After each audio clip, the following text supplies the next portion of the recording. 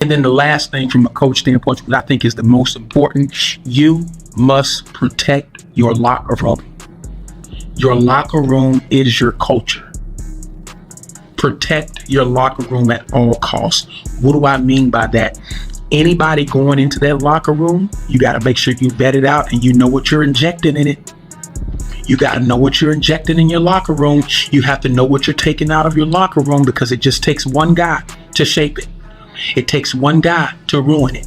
It takes one guy to make it. It takes one guy to break it, right? So your process and your strategic process, or however you're betting this out, when you get your culture where it's supposed to be, you must protect it. It is sacred. That locker room is so sacred, because this is why there's things that go on in the locker room that you as a coach, you won't know until 2-3 months later. That's just how it is, right? That's just how sacred that locker room is, right? Things don't always work their way up to the top. So you got to make sure that you have processes and procedures of you knowing what's going on in your locker room, and making sure that you inject the right guys and the right girls and the right student athletes or whoever in your locker room, because that's pivotal, and that'll shape and take away every other pillar in that collaborative village.